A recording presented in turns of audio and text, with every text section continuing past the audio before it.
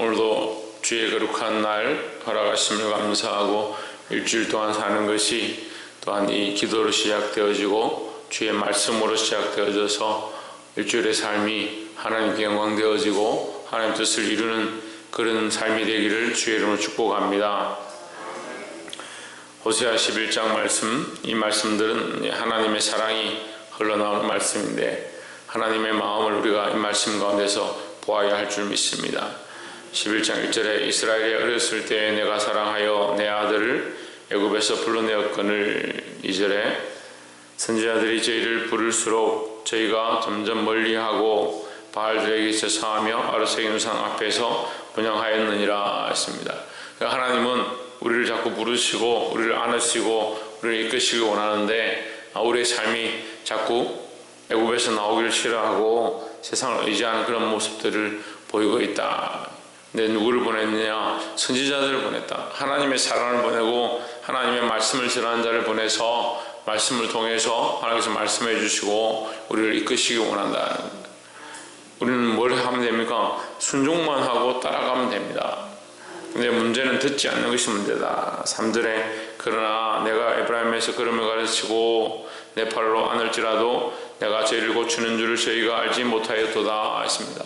하나님께서는 계속 우리를 고치시고 온전케 하시고 회복하기를 원하시는데 우리가 그것을 알지 못하고 자꾸 불순종한다라는 겁니다. 우리가 말씀을 듣고 하나님 뜻을 알게 되었으면 굽혀서 돌아와야 되고 하나님 말씀 앞에 순종해야 한다는 겁니다. 4절에 내가 사람의 줄 곧 사랑의 줄로 저희를 이끌었고 저에게 대하여 그 목에서 멍에를 벗기는 자같이 되었으며 저희 앞에서 먹을 것을 두었었노라 했습니다. 하나님은 우리가 첫 번째 나누고 싶은 말씀은 하나님은 벗기시는 하나님이다. 뭘 벗기느냐? 멍에를 벗긴다. 멍에는 뭐냐면 짐승에게 이렇게 멍에를 메우면 평생 그 멍에가 그 짐승에 시작되어진 겁니다. 그래서 그걸 짐승이 스스로 풀 수 없는 겁니다.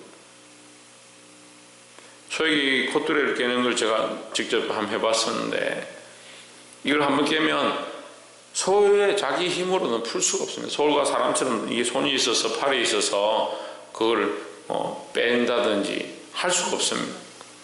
그러니까 한번 끼워진 그 멍에는 죽을 때까지 그 짐승이 그것을 가지고 가야 되는 겁니다. 우리 인간도 마찬가지라는 거죠. 다른 멍에가 아니라 저의 멍에, 인간의 잘못되어진 이 멍에를 한번 쓸기 시작하면 평생 풀 수가 없다는 거죠. 그럼 누가 풀 수 있느냐? 인간이 풀 수 없으니까 하나님께서 이것을 풀어주셔야 한다는 거예요. 그러니까 하나님의 마음은 이것을 푸시기 원하고 풀어주시기 원하고 벗기시기 원하신다는 겁니다. 그래서 하나님께서 이것을 벗기시는 것, 이 멍에는 벗기고 하나님은 뭘 하기 원하냐? 사랑의 줄을 매기를 원한다. 그래서 4절에 보면 사랑의 줄로 저희를 이끌고 저희에게 대하여 그 목에서 멍에를 벗기는 자같이 했습니다. 하나님은 멍에를 벗겨내고 사랑의 줄을 다시 메어서 사랑으로 이끌기 원하는데 인생은 어떻느냐? 자기가 메고 있는 그 멍에가 자기를 올가매어서 평생 동안 죄의 길로 이끌고 있는 줄 그것은 보지 못하고 하나님의 사랑의 줄에 매이는 것을 싫어한다는 거예요. 그래서 그리스도 안에 구속되어지고 말씀에 구속되어지고 하나님의 은혜의 긍휼 안에 구속되어지고 하나님 나라를 바라보는 그 소망에 구속되어지는 것, 그 안에 갇혀서 살아가는 것, 그걸 싫어하는 겁니다.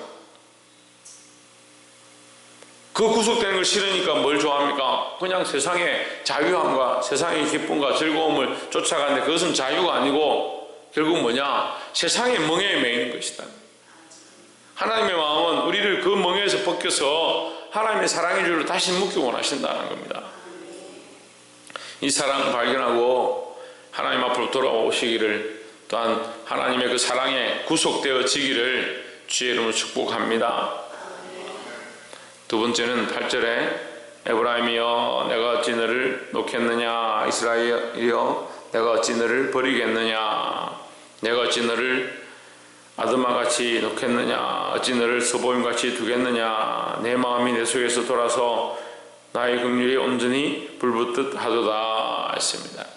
우리가 두 번째는 이 하나님의 마음, 하나님의 사랑을 우리가 알아야 하는데, 자식을 키워보신 분들은 다 알겠지만 항상 이렇게 속을 썩일 때가 있고 또 사랑을 보일 때가 있고 순종할 때가 있고, 그러니까 이쁘게 보일 때도 있고 속 썩일 때 있고 세상으로 갈 때 있고, 참 그런 걸 봅니다. 자식들 키워보면, 저는 이제 아들을 키우니까 청소년 사춘기 때 되니까 속을 얼마나 썩이는지, 근데 조금 이제 성장하니까 또 말을 듣고 또 하나님 안으로 돌아오고, 또 대학 가니까 또 속을 썩이고, 그리고 또 군대 가니까 또 부모의 사랑을 알고, 이제 그런 모습들을 보면서, 아, 우리가 참 이렇게 내 육체가 원하는 대로, 내 삶이 원하는 대로 이렇게 방황하다가 하나님 앞에 다시 돌아오고 이렇게 하는 것들을 우리가 보는데, 하나님께서 이 11장 8절의 말씀 통해서 뭐라고 하시냐, 내가 어떻게 놓겠느냐, 내가 어떻게 그들을 놓겠느냐, 세상이 아무리 그들을 끌고 가도, 그들이 아무리 세상으로 달려가도 나는 그들을 놓을 수가 없다. 이게 하나님 마음이라는 거죠. 하나님 우리를 절대 놓을 수 없고 버릴 수 없다. 하나님 우리를 놓기 싫어하시고 버리기 싫어하시는데 왜 자꾸 세상으로 가느냐. 9절에 내가 나의 맹렬한 진노를 바라지 아니하며 내가 다시는 에브라임을 멸하지 아니하리니 이는 내가 사람이 아니요 하나님임이라 했습니다. 하나님 얼마나 답답하시면 이런 얘기를 하시냐고. 내가 너희하고 똑같느냐, 내가 너희처럼 자꾸 배반할 줄 아느냐, 나는 너희를 한번 사랑하면 절대 놓을 수가 없다. 내가 한번 너희를 붙잡기 시작하면 나는 너희를 버릴 수가 없다. 그러니까 나는 하나님이지 않느냐, 나는 너희를 끝까지 사랑하는 자가 아니냐. 내가 이렇게 얘기해도 왜 하나님의 사랑을 모르냐. 지금 하나님 그런 마음으로 말씀하시는 거예요. 나는 내 가운데 거하는 거룩한 자니 진노함으로 내게 임하지 아니하리라 했습니다. 우리가 때로는 하나님 앞에 불순종하고 말씀을 듣지 아니함으로 매를 맞지만, 하나님의 마음은 우리에게 진노하시고 우리를 멸망시키고자 하는 것이 아니다라는 겁니다. 사랑하는 성도 여러분, 이 하나님의 참사랑, 하나님의 대심, 하나님 대심의 그 사랑을 알아서 하나님께로 온전히 돌아오시기를 주의 이름으로 축복합니다. 그리고 세 번째는 10절에 저희가 사자처럼 소리를 발하시는 여호와를 쫓을 것이라. 여호와께서 소리를 발하시면 자손들이 서편에서부터 떨며 오되. 하나님께서 이게 소리를 발하신다. 왜 소리를 발하느냐? 소리를 발하는 것은 돌아오게 하는 것이다. 돌아오게 하는 것. 소리를 발하셔서 진노를 표시내는 게 아니라 돌아오기를 원하시는 것이다 하는 겁니다. 예, 똑같이 매를 들어도 매의 목적이 멸망과 진노와 이 파괴하는 데 있는 게 아닙니다.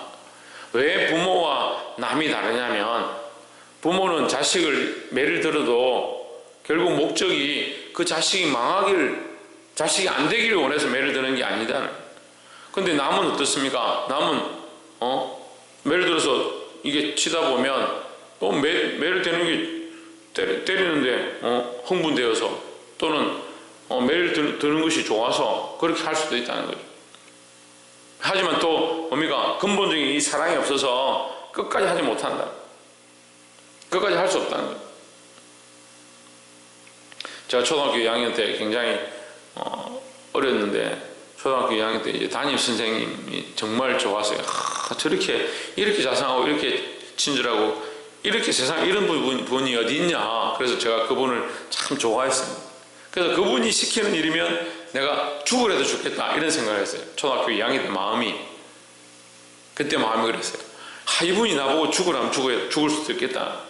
이제 3학년 올라가야 되는데 이 선생님을 떠나기 싫은 거야. 그래서 제가 그 선생님한테, 선생님 저 3학년 올라가면, 반이 바뀌니까요, 올라가면 안 잊으실 거죠? 저 늘 찾아와서 보실 거죠? 내가 물었어요. 그러니까 선생님이, 그러니까 제가 지금 생각해보면 참 어리석은 얘기인데, 그 선생님이 내가 매일 너 공부하는 데 가서 창문 너머라도 내가 보겠다. 그렇게 하시더라고. 그래서 제가 그걸 꼭 믿었죠. 믿었는데 3학년 됐는데 그 선생님 안 오시는 거예요. 보질 않는 거예요. 그래 하루는 이제 지나가다 교무실에 만나가지고 선생님 저 매일 보신다고 했는데 왜 안 오세요? 왜 안 보세요? 이렇게 하니까 나 매일 보고 있다. 내가 시간 될 때마다 네 지나가면서 본다. 그렇게 하시더라고요. 근데 지금 생각해 보면요, 안 보신 거요. 자기 지금 애들 지키는 것도 그 가르치는 것도 바쁜데 언제 보겠습니까? 그래 인간의 사랑은요 이 한계가 있는 겁니다. 인간의 관심은 한계가 있는 거예요. 근데 하나님은 어떻게 내가 너희를 놓겠느냐, 내가 너희를 버리지 않겠다, 그 말씀 하시는 거예요. 하나님 우리를 버리지 않고 놓지 아니하시고 끝까지 우리를 지키신다라는 겁니다. 그래서 세상의 이 책벌과 하나님의 징계가 같지 않다. 세상은 이걸 매를 들어서 때로는 망하게 하고 때로는 그 징계함의 목적이 있지만, 하나님은 우리를 징계함의 목적이 있는 것이 아니라, 우리를 고난의 목적이 있는 것이 아니라 우리를 살리는 데 목적이 있다는 겁니다. 11절에 저희가 애굽에서부터 새같이 아수르에서부터 비둘기같이 떨며 오리니 내가 저희를 각 집에서 머물게 하리라. 나 여호와의 말이니라 하십니다. 세 번째 말씀이 돌아오게 하시는 하나님입니다. 하나님의 결국의 목적은 하나님의 사랑으로 시작해서 돌이키게 하고 돌아오게 하는 데 목적이 있다.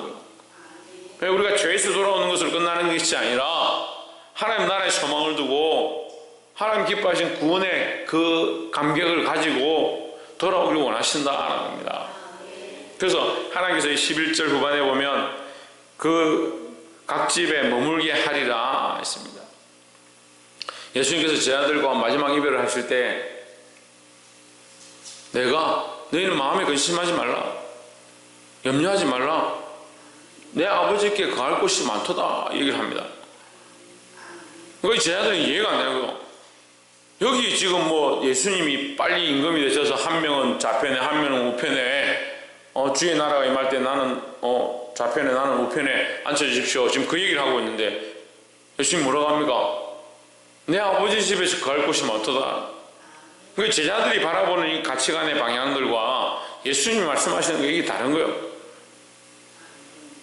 하나님 우리를 돌아오게 하셔서 이 땅에 죄악된 곳에서 오는 것으로 끝나는 것이 아니라 하나님 나라의 영원한 거처, 하나님 나라의 영원한 소망을 가지게 하시기를 원하신다는 겁니다. 말씀을 읽겠습니다. 사랑하는 성도 여러분, 이 하나님의 마음을 알고 하나님 원하시는 뜻으로 돌이키고 돌아와서 회복되어지고, 하나님의 참사랑, 우리가 지금 어렵고 힘들지라도 그 사랑을 알고 그 구속됨 안에, 하나님의 말씀의 구속 안에 들어오시기를, 그 사랑의 구속 안에 들어오시기를 주의 이름으로 축복합니다. 기도하겠습니다.